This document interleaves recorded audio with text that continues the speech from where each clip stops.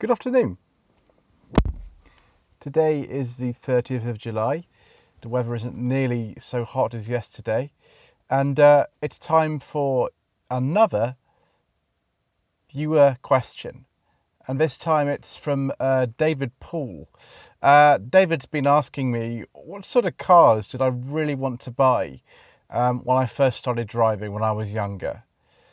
That's actually a very interesting question, and so that's what we're going to discuss today. When I passed my test, which was about 18 years ago now, the sort of cars that I was into were some modern cars, but also some classic ones as well. One of the cars I really liked at the time, and I still very much like, is the Lancia Fulvia, particularly the sort of later models post about 1970. But the Series 1 cars, as you see in TV shows like Department S, where there's a 1968 model driven by one of the main characters, they're really beautiful as well. The later models have a few sort of additions which make them a bit nicer to live with, but any Lancia Fulvia is a beautiful car, and I really wanted one then, and I really still do want one now. Another car which I really do like, and I'm hoping to actually get to drive one later this year, is a Rover P6. They were, as they are now, very affordable classic cars, very good starter classics for people.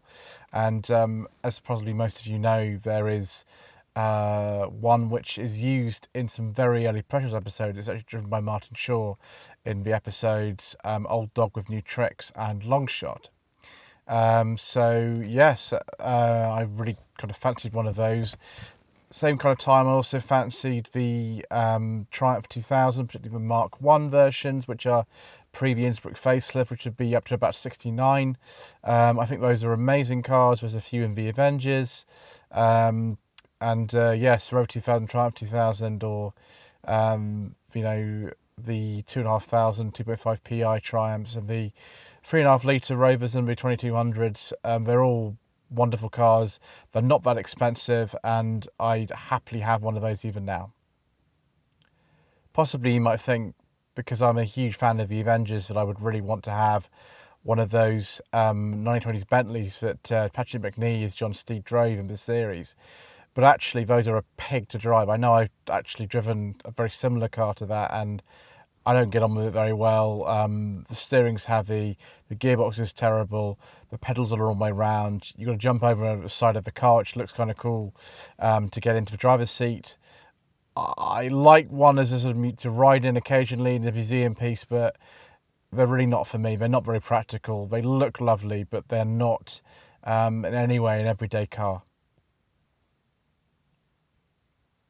At the same time, I was quite into sort of more modest British cars, and obviously as a fan of Professionals, I really like the Triumph Dolomites Sprint that Lewis Collins drives in a lot of the first series episodes of Professionals, and that's a classic combination, white Dolomite with a black vinyl roof.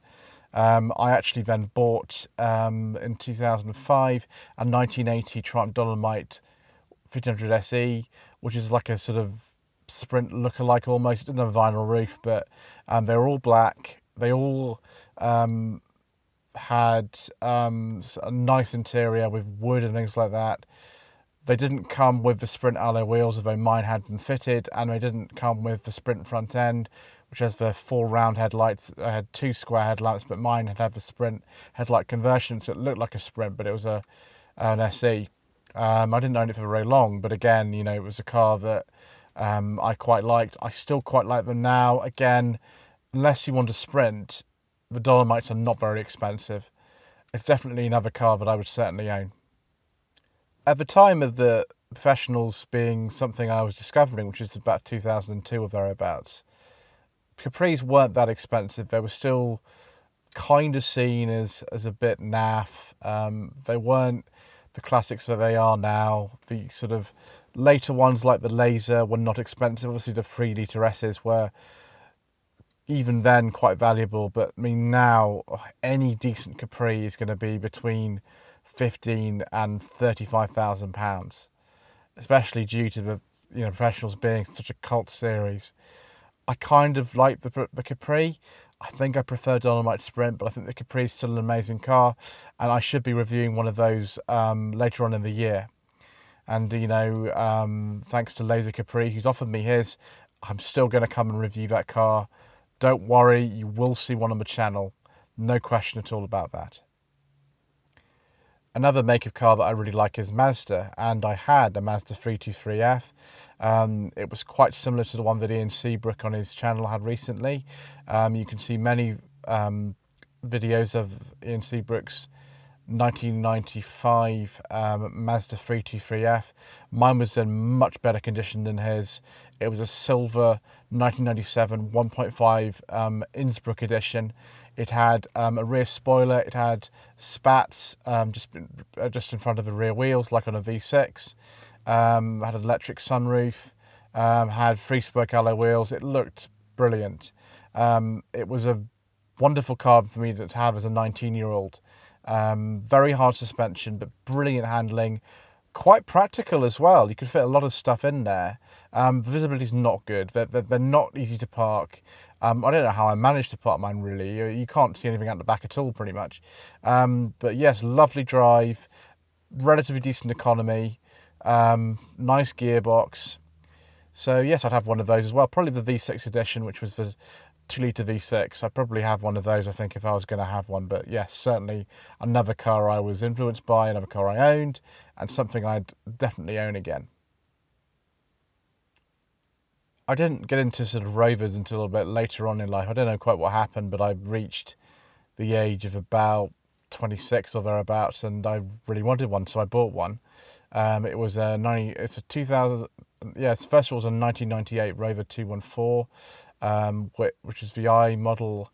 I didn't get on particularly well with that, so I sold it very quickly for a 2004 Rover 45 1.4 Club SE, which again I really liked. It was a car that was brilliant. The engineering of those wasn't so good. Mine was a K series. The head gasket went. I had problems with the body control unit, which they all seem to have. The sort of post facelift 45 seem to have that problem.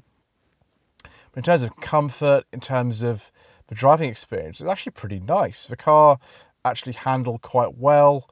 It did lean a bit, but obviously if you wanted the sporty suspension, you could buy the MGZS version, which didn't have too much of a power increase, but had a bit firmer suspension. The car was reasonably practical. The rear legroom though isn't great. The interior build quality is not amazing. But again, it was a nice car with kind of, bits of wood and really comfortable seats. And yes, a very characterful sort of car. Most modern cars aren't as characterful as a Rover 45, I must say. So if David or anyone else wants me to do another video about the cars which I suppose I really kind of would like to own these days, then I'm sure I can, but we'll leave that one for there. So thank you very much indeed for watching. Don't forget to subscribe to the channel and to leave a like and a comment below. Please don't forget to visit my Facebook page. It's facebook.com/Lloyd Vehicle Consulting for more updates. And also I have a website. It's www.lloydvehicleconsulting.co.uk. If you wish me to source a car for you, it didn't have to be anything that I mentioned in the review. In the video today, sorry, not review, we're not doing reviews today. It could be anything at all. There's a contact tab on the homepage for you to get in touch with me directly. Thank you ever so much indeed for watching.